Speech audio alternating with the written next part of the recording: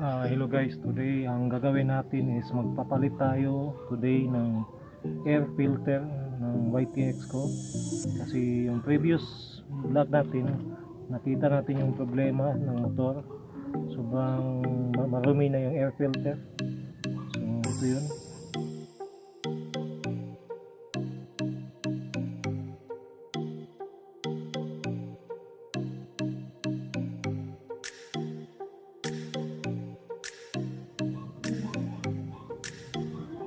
May binili tayong bagong air filter pampalit. Ayan.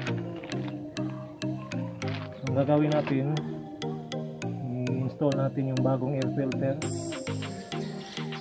So yun guys, yung motor kasi natin is almost 2 years na. So hindi pa to napapacheck ng mekaniko. So lahat original, pati yung air filter. So dapat sana every 6 months pinapacheck natin to for maintenance check up. So yun, magkakaroon na siya ng problema, mahirap na siyang i-start. So nakita natin isang problema is yung air filter, so kailangan natin palitan. So while magpapalit tayo ng air filter, papalitan din natin ng engine oil yung motor para malinis yung yung loob ng makina.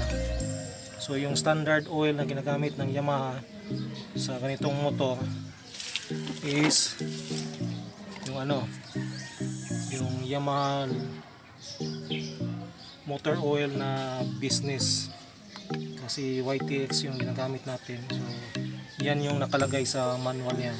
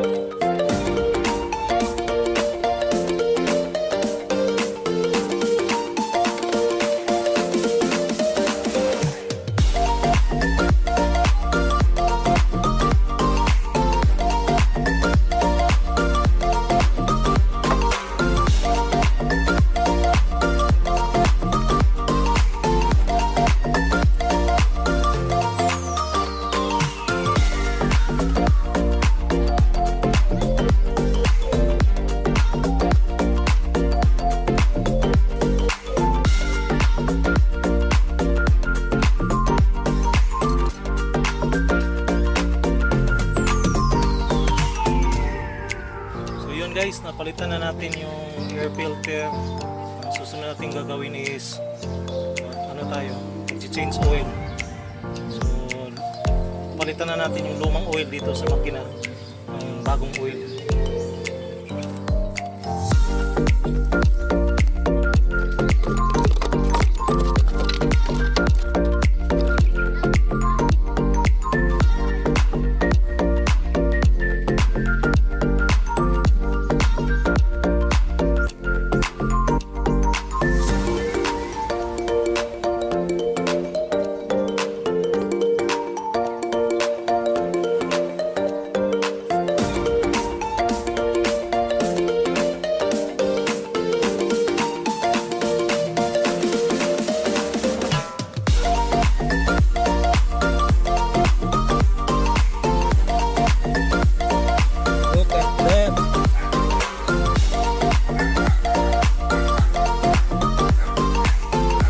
Itim na ng oil.